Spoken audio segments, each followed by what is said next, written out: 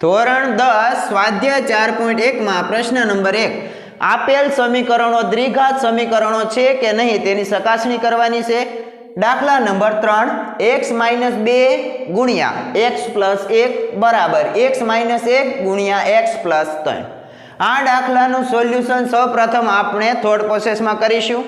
અહીં x ગુણ્યા x એટલે x નો વર્ગ, x ગુણ્યા x એટલે x નો વર્ગ બરાબરની બંને સાઈડ સરખા પદ આવે તો તે રિમૂવ થશે, એટલે કે x વર્ગ વાળું પદ નહીં હોય, તેથી આપેલ સમીકરણ દ્વિઘાત સમીકરણ બનશે નહીં। હવે આપણે સોલ્યુશન જોઈએ। સૌપ્રથમ અહીંયા આપણે બ્રેકેટ ઓપન કરવાના છે। બ્રેકેટ ઓપન કરવામાં જે બ્રેકેટમાં ઓછા પદ હોય તેને આપણે ઓપન કરવાનું છે। આમ કરવાથી સ્ટેપ વધશે નહીં, પરંતુ અહીં બંને બ્રેકેટમાં બે પદ છે એટલા માટે ગમે તે બ્રેકેટને ઓપન કરીએ ચાલે।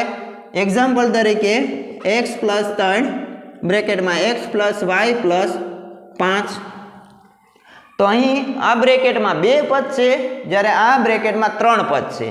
તો સામાન્ય રીતે આપણે જે બ્રેકેટમાં બે પદ છે એટલે કે જે બ્રેકેટમાં ઓછા પદ છે તેને આપણે ઓપન કરીશું। તો અહીં x, ત્યારબાદ પાછળનું બ્રેકેટ ગુણાકારમાં છે તે બેઠે બેઠું ગુણાકારમાં જ આવશે, x + y + 5, અહીં આગળ છે +3 બ્રેકેટ બેઠું x + y + 5। તો અહીંયા આપણને ટોટલ 2 સ્ટેપ મળે છે, પરંતુ આપણે જો 3 પદવાળા બ્રેકેટને ઓપન કરીશું તો આપણને 3 પદ મળશે। અહીં x છે, x ગુણ્યા x + 3 + y ગુણ્યા x + 3 + 5 ગુણ્યા x + 3। તો અહીં આપણને 3 પદ મળે છે। ઇન શોર્ટ તમારે યાદ રાખી લેવાનું છે, જો ગણતરી લાંબી ન કરવી હોય તો જે બ્રેકેટમાં ઓછા પદ હોય તે બ્રેકેટને ઓપન કરવાનું છે। અહીં 3 છે અને અહીં 2 છે, તો 2 પદવાળા બ્રેકેટને ઓપન કરવાનું। એવી જ રીતે એક બ્રેકેટમાં 2 હોય અને બીજા બ્રેકેટમાં 5 પદ હોય તો 2 પદવાળા બ્રેકેટને ઓપન કરવાથી આપણને 2 પદ જ મળશે, 2 સ્ટેપ જ આવી રીતે મળશે। પરંતુ જો 5 પદવાળા બ્રેકેટને ઓપન કરીશું તો આપણને 5 સ્ટેપ અલગ અલગ પદ મળશે।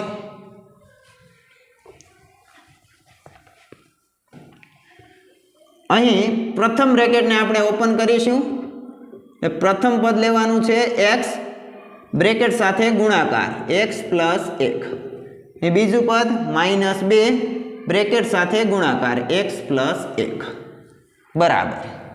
પ્રથમ પદ છે x બ્રેકેટમાં x + 3 -1 બ્રેકેટમાં x + 3। હવે આવી રીતે બ્રેકેટ ઓપન થઈ ગયા છે અને બ્રેકેટની બહાર એક પદ હોય તો તેનો આપણે ગુણાકાર કરીશું। ગુણાકાર કઈ રીતે થશે?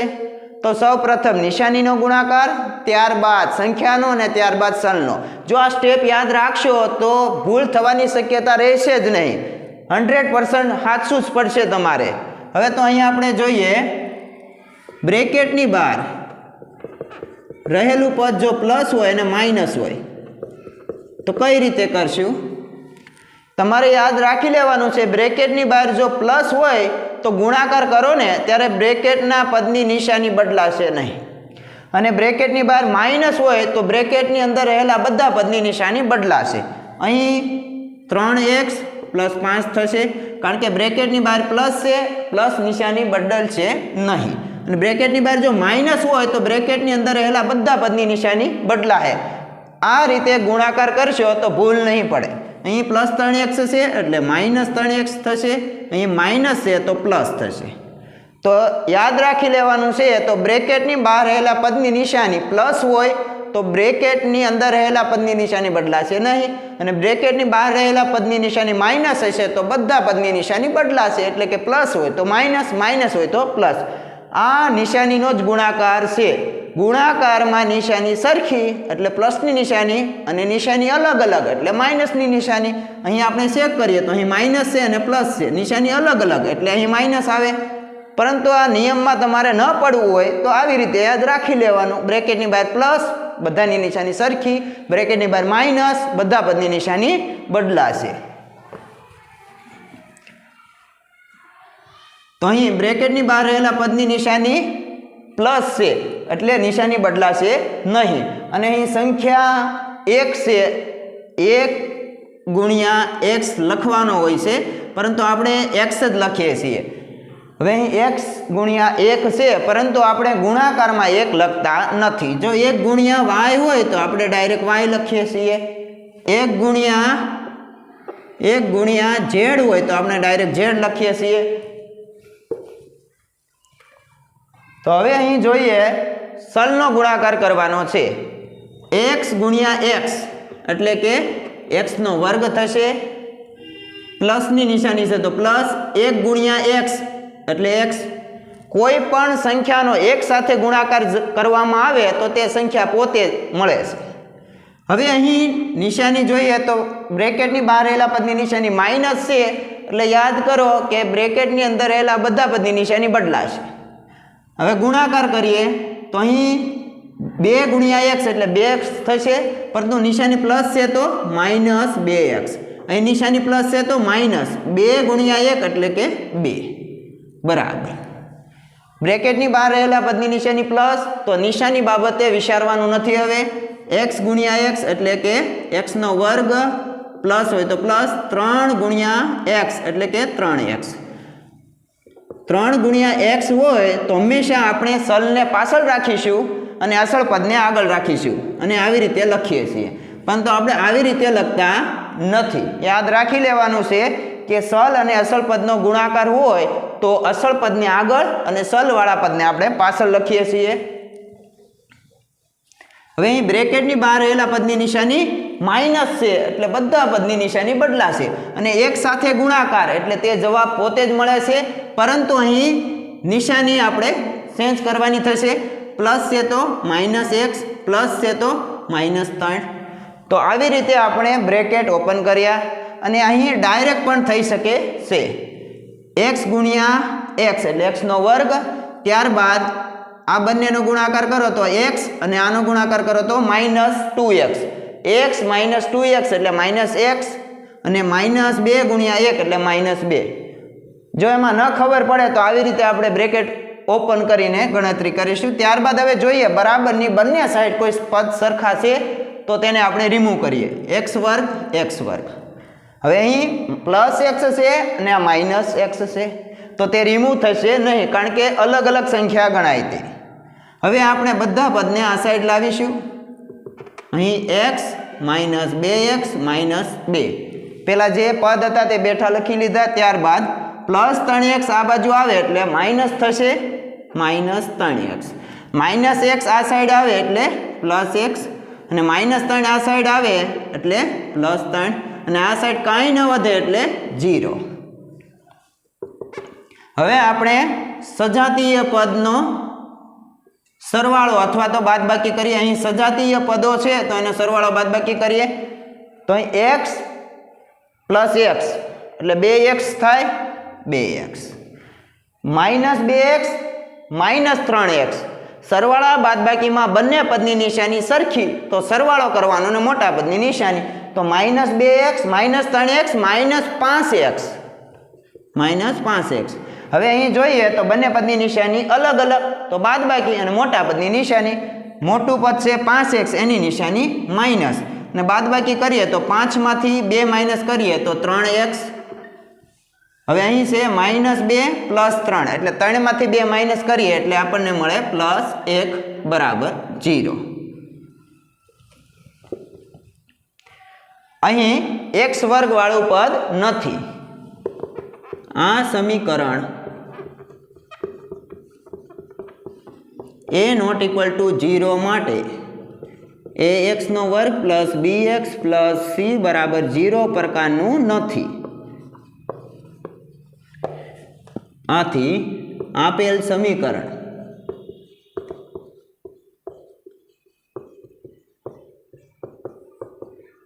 દ્વિઘાત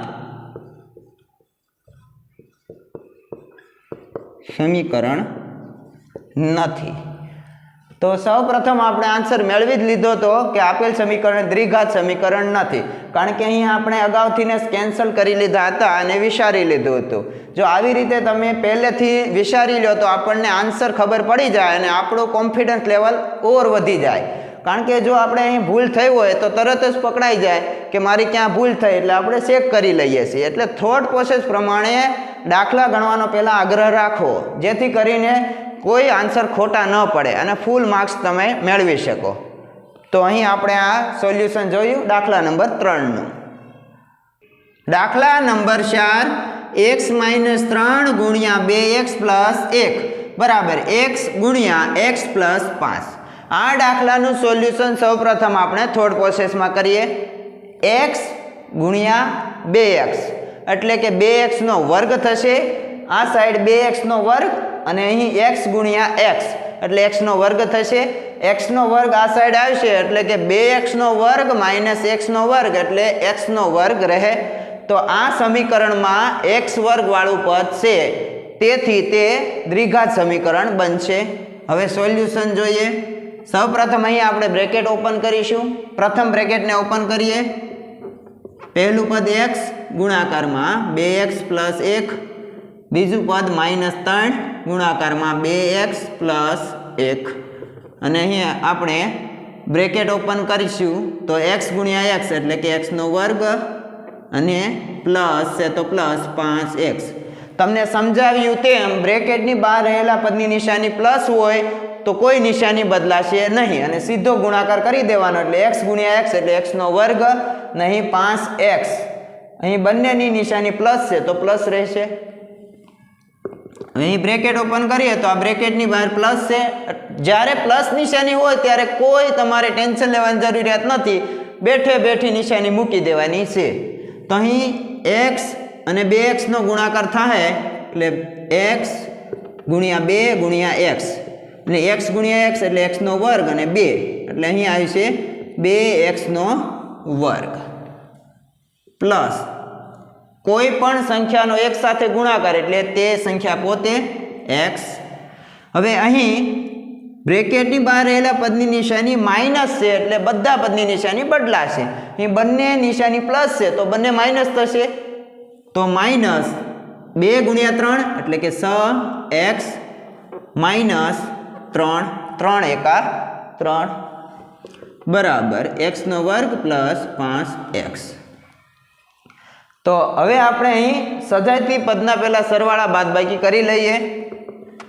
2x નો વર્ગ x વર્ગ વાળું પદ નથી, અહીં -6x + x બંને પદની નિશાની અલગ અલગ એટલે બાદબાકી અને મોટા પદની નિશાની. મોટું પદ દેખાય છે 6x, આગળ છે માઇનસ 6x - x એટલે કે 5x થાય -3.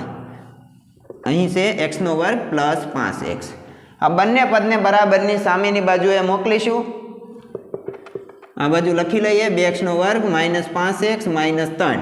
હવે +x નો વર્ગ છે આ સાઈડ આવશે તો -x નો વર્ગ +5x છે આ સાઈડ આવશે એટલે -5x અને અહીં કંઈ ન વધે તો 0.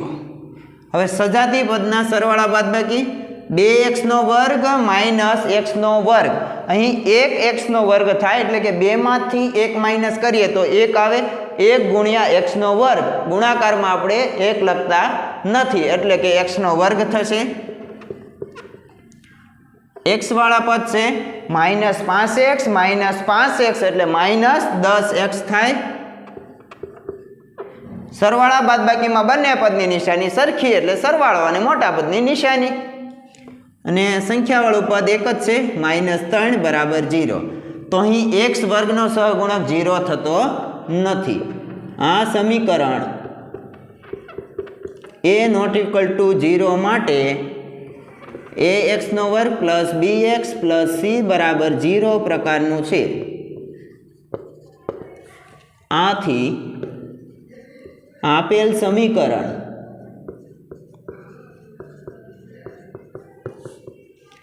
દ્વિઘાત સમીકરણ છે.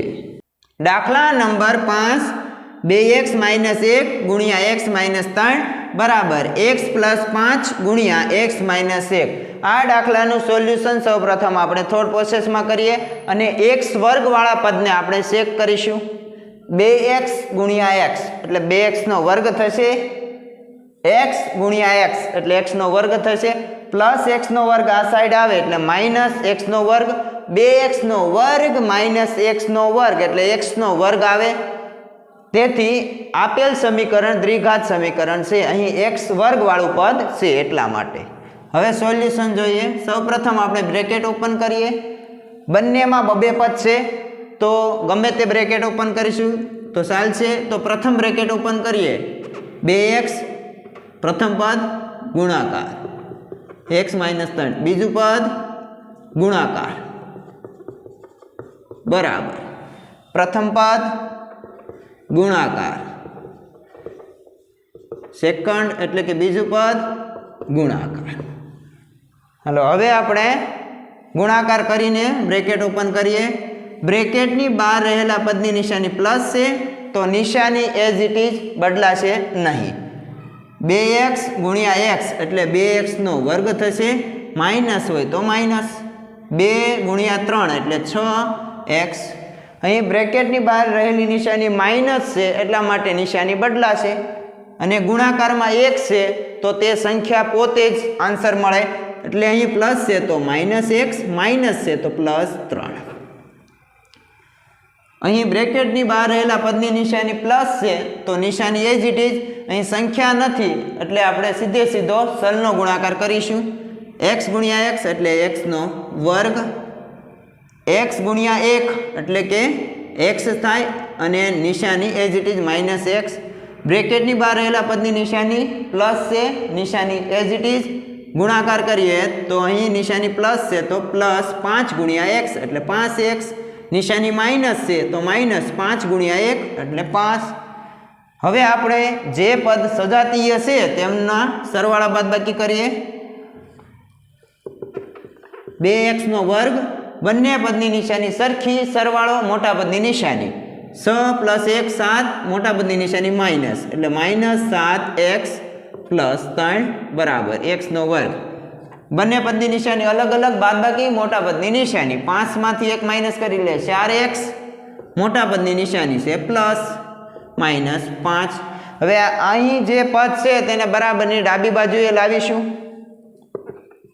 2x નો વર્ગ -7x + 3, અહીં પ્લસ છે તો માઇનસ, x નો વર્ગ પ્લસ હોય તો -4x, માઇનસ છે તો પ્લસ, અહીં કંઈ ન વધે તો 0.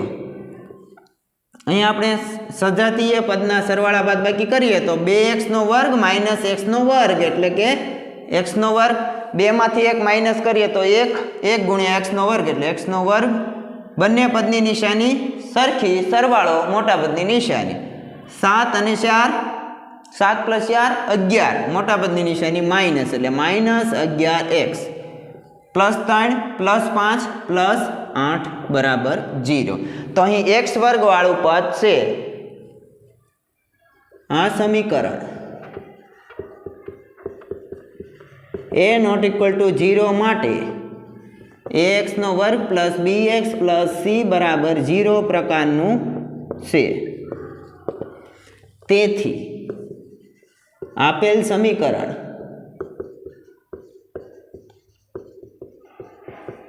દ્વિઘાત